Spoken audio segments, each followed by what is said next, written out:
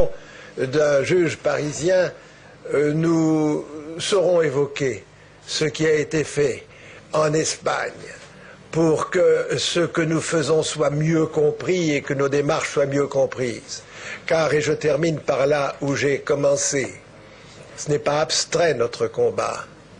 Il y a bien sûr, ici, aujourd'hui, nous les évoquons, les 3000 d'Ashraf, et tous ceux qui sont ailleurs, et tous ceux qui sont en Iran, et qui espèrent des jours meilleurs. Alors, vous m'autorisez très simplement à vous dire que cette année soit heureuse, qu'elle soit la dernière de ce combat, pour que l'année prochaine, qui sait, ce soit là-bas que nous fêtions l'année nouvelle. Amen.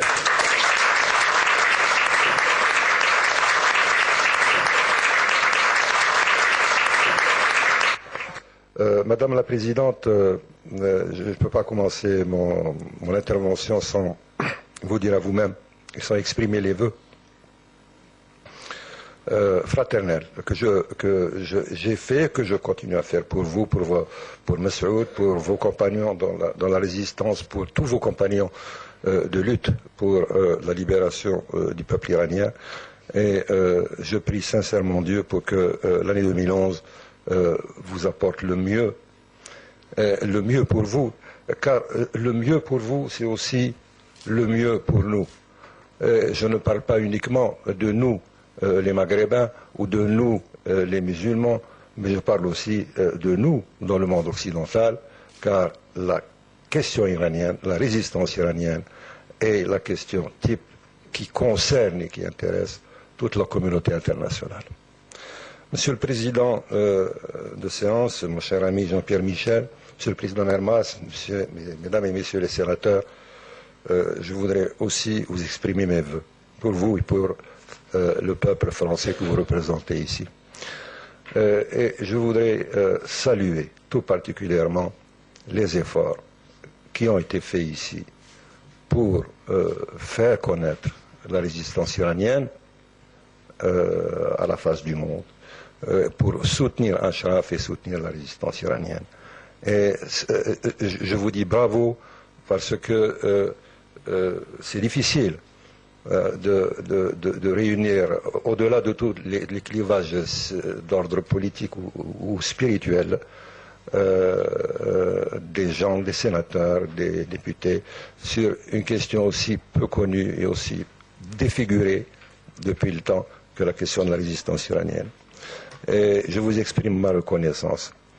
Vous nous montrez ce visage de la France que nous aimons bien, la France de la défense des droits de l'homme, la France de la liberté, des libertés et de la tolérance.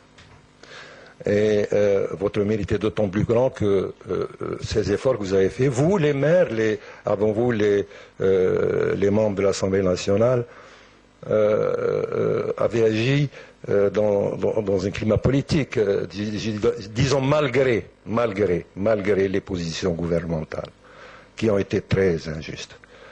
Les choses ont commencé à se réparer. Il reste du chemin à faire, mais vous faites désormais partie de l'immense majorité des parlementaires en Europe et aux États-Unis qui désormais soutiennent sans réserve la résistance iranienne. Je terminerai, Jean-Pierre, ce que nous avons vu tout à l'heure sur l'écran. C'est-à-dire des militaires irakiens qui, au nom du droit, qui crachent sur le droit international. Car il se trouve que ces militaires sont censés, de la part de la légalité internationale, protéger la population d'Ashraf. Et ce sont eux-mêmes qui, sous l'instigation visible d'étrangers, c'est-à-dire de non-irakiens, des agents des services de sécurité du régime des Mollahs, en train de caillasser et de massacrer, au terme d'un siège qui dure depuis 2 ans. Et alors là, je voudrais que nous nous adressions aux États-Unis d'Amérique. Ce sont les États-Unis d'Amérique qui ont désarmé Ashraf, qui ont désarmé les Iraniens d'Ashraf. Et ce sont les États-Unis d'Amérique qui officiellement ont reconnu à cette population, après des enquêtes qui ont duré des mois et des mois, le droit à la protection des garanties fournies par la 4e Convention de Genève. Déjà, les Américains, les congressmen américains commencent à parler d'honneur des États-Unis d'Amérique. Il y a plus grave que l'honneur des États-Unis d'Amérique. Il y a leur crédibilité sur le plan international. Et il y a le risque qu'à Dieu ne plaise, ce qu'a promis le président Obama ne soit pas réalisé. Car tant que l'administration américaine ne mettra pas fin à cette complaisance intolérable vis-à-vis des mollahs, au détriment du peuple iranien et du peuple et de la résistance iranienne.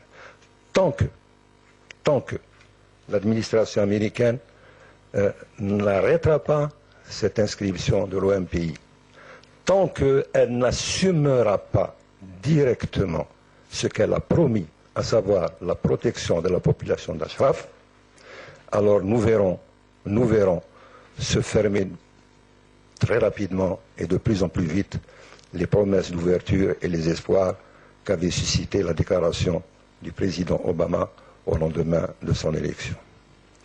Voilà, mon cher Jean-Pierre, ce que je pouvais dire dans le temps que vous m'avez laissé. Et j'ajoute mes propres félicitations à Juan Garcés, dont je suis les travaux depuis des années. Et il a fait un travail formidable. Bien sûr, ça a été dit avant moi, le résultat, c'est tout, c'est rien et c'est tout aussi. C'est-à-dire, on est encore au début du chemin. Mais il a fait un travail formidable qui montre ce que peut donner le talent, le professionnalisme, ajouté à la conviction. Merci, mesdames et messieurs.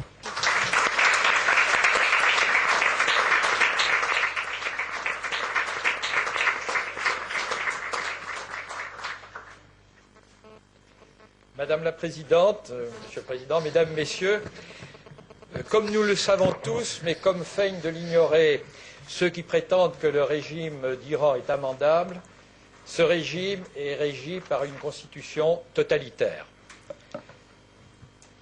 Et c'est peut-être un totalitarisme parmi les pires, parce qu'il se donnait le masque de la démocratie. Il y a une constitution, il y a un parlement, il y a un Premier ministre, mais la réalité, c'est que la totalité du pouvoir est entre les mains d'un personnage qui s'appelle le guide suprême, qui était Khomeini autrefois et qui est un autre maintenant. Et ce guide suprême, comment est-ce que ce régime est théocratique? Eh bien, non seulement nous avons à la tête un guide, mais autour de lui, je l'ai marqué ici pour bien m'en souvenir, tellement c'est étrange, un conseil des gardiens réexamine tous les textes votés par l'Assemblée. Et de qui est composé ce conseil de gardiens? Il est composé de 12 membres.